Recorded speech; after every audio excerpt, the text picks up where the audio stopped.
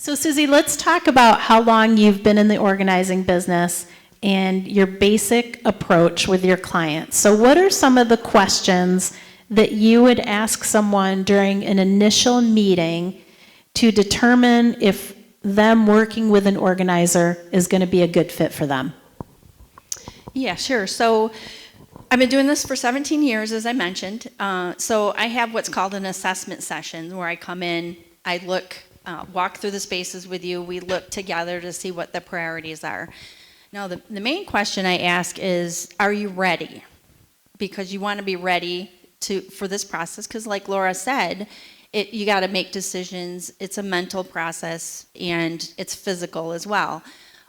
So a lot of times, part of the questions I ask is, are you having back issues, knee issues, anything that makes it hard for you to move around the house? If so, then I will be your hands and feet. So I will bring things to you so you can sort. And most good organizers will do that. We'll become the hands and feet for you, so it's not so daunting and so hard to do. So that main question, are you ready for the change? I usually ask too, do you have any family or friends that are interested in the process as well to help with this? So, and I said, number one, you want to make sure that they're going to be helpful, non-judgmental, and because that can be hard because they're not necessarily objective in that process.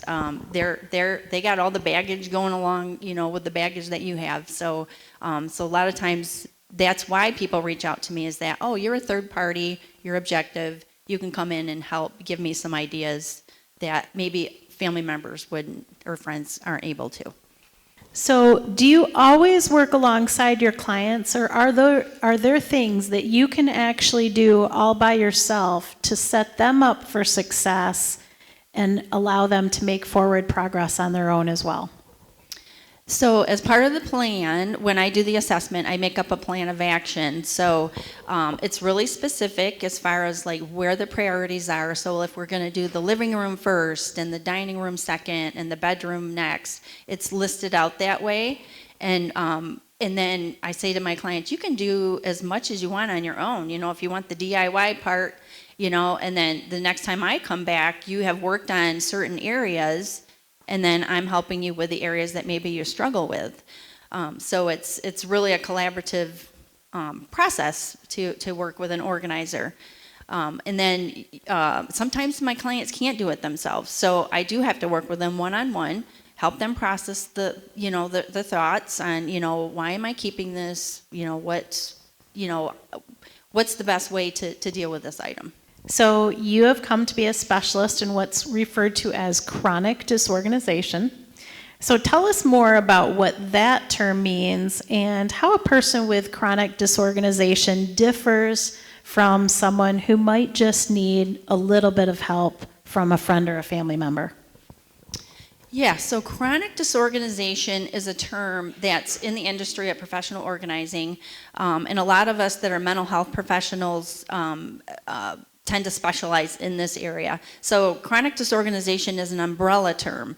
So there's different things that fall under that. So like aging in older adults is one segment, and then there's like anxiety, ADD, depression, hoarding, and there's a bunch of other categories too that kind of fall in there. Physical challenges as well.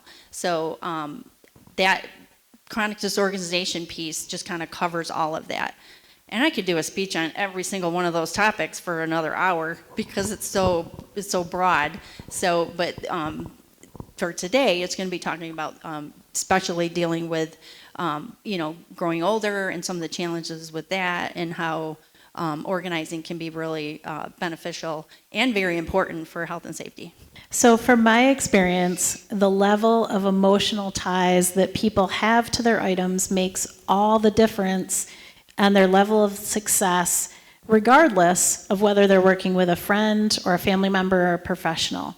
So can you talk about how your background in social work prepared you for what you do today, and how that might be different from other organizers? Yeah, so typically you don't see professional organizers also being social workers. The people that are kind of in my realm that are in chronic disorganization, you will see some people that are both organizers and mental health professionals. But for the most part, a regular professional organizer isn't necessarily going to have that mental health background. So that's kind of where I'm different. I do train other organizers and mentor other organizers in the area all the time. I'm part of NAPO, which is our National Association of Productivity and Organizing Professionals. Big mouthful. But I've been part of them since 2008 as well. So they do education, training.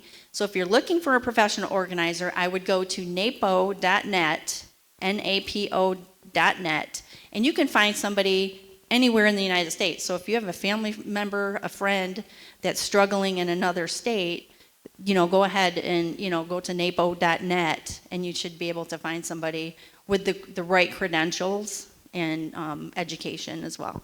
And I wanted to mention too, in that question, I don't think I answered as far as just somebody that needs regular organizing and not necessarily chronic disorganization.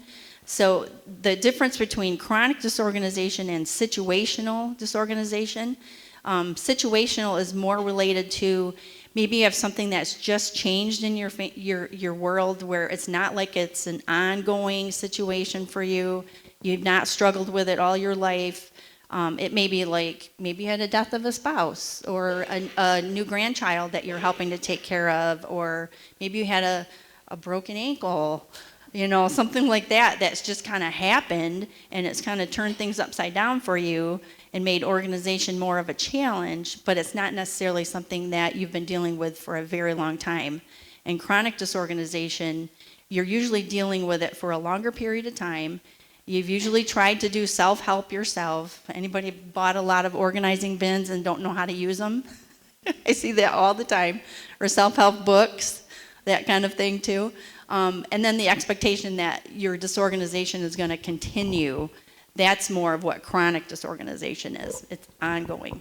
So obviously there are huge challenges that arise when people with too many items do need to move. But much of what we discuss in this series is the idea of to take the excess clutter out of your home simply to safely age in place and better enjoy your current home. So please talk about what areas do you focus on when the goal is to assure that a home is safe and easily navigable, can't really say that word very well, even with devices like walkers and wheelchairs as people age. Yeah, so that's one of the first things I look at when I'm going into a home is, can you open the front door all the way? Is there stuff in the way?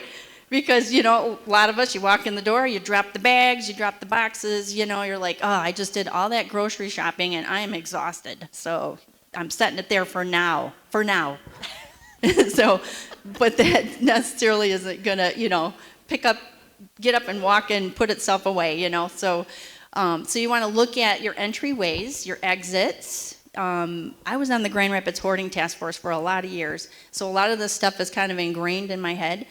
If a firefighter or EMS person is going to be coming into your home, they got big equipment on. They're big dudes, big gals, sometimes, with a lot of equipment. So you want to have room for any professional that is trying to get to you in a state of emergency can get through and walk through that space. So having your entrances, your exits open is very important.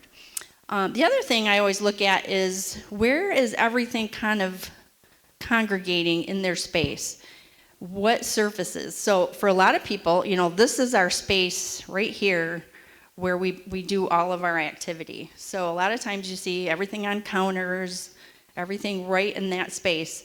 So what I try to do is I look at to see, what's up high, what's down low, and how can we adapt that space to make it more functional for you to be able to access the things you need. Is it pull down shelving, bins with handles so you can reach it easier for up high? Is it something lower, like cabinets that will have pull out shelves, so instead of having to stoop down and try to dig into the back of that cabinet, you're pulling out a shelf and it's or a drawer shelf, and you're able to pull those things off of the shelf easy. So I'm looking for those adaptations, looking to see, you know, oh, maybe they need some other services, like maybe an occupational therapist or you know, somebody to come in and assess their safety of their spaces. Because health and safety is really important. Can you access your kitchen and your bathrooms, that kind of thing. And I have met with so many people over the years who have had major injuries, major falls, due to simply having things on their floor that shouldn't be on their floor. If you start to have some balance challenges as you age or at different times, if you're going through any type of health crises, and you might be grasping for something to hold on to, if those spaces are cluttered and covered with things, it is very easy to then have a fall. I met with a gal who had actually broke both of her femurs due to clutter in her house. And it's not uncommon. And the challenge is then once you've had any type of health challenges, it simply never gets easier to tackle it. It only gets harder as you age and as, you know, as health challenges arise. So most of us all keep more things than we need. I mean, I certainly look around my own house and there's, you know, you talk about that situational disorganization. Okay, I've got my son in the back that's graduating, my daughter who is getting married in a month. My house is chaos. I'll just say it. I got stuff everywhere and I'm going to have a family, house full of family tonight because my son's also getting his Eagle Scout tonight. So I just got to do a little shout out. Congratulations, Nate. But I know it. So we all keep too much stuff. But what are some of the very specific questions that you would ask a person who is determining whether or not to keep a specific item? So I usually have a targeted amount of questions, but I actually wrote them down because I wanted to think about, okay, what ones are the most important that I ask people? And number one usually is, do you use this? Do you? You know, some people are like kind of stop in their tracks and go, oh, well, I'm not sure. Let's talk about that a little bit. Then it's, when was the last time you used it? Sometimes I tell clients, I'm like, if you're really unsure about an item and you're not ready to quite let go of it yet, put it in a box, but make sure you put the date on the box of when you put the stuff in there, because then you can revisit. So 6 months down the road, you're like, I have not gone in this box in a long time, so I think I can let go now because I can see the timeline. Could someone else use this better? There's groups out there, you know, Facebook groups, like Buy Nothing groups, where people are looking for things all the time. Again, with social media, you want to be careful, just like with Facebook Marketplace. You want to make sure, you know, you're taking safety precautions because there are scammers out there, unfortunately. But these Buy Nothing groups that are in all the different areas, Grand Rapids has one, people are looking for things that maybe you don't need anymore that you want to pass on. Free Cycle is another one, which is a group where you can give away things free. Freecycle.org is the group there. And then some of the other ways, of course, like Laura said, donations and, you know, looking to see where you can donate and recycle is a great option. And then when Laura said, does it bring you joy? Yes, does it bring you joy or does it bring you guilt, sadness, upset, anguish? If it's any of that latter category, I recommend that you move it on because none of us need that hanging over our head based on an item. We want joy and happiness, right?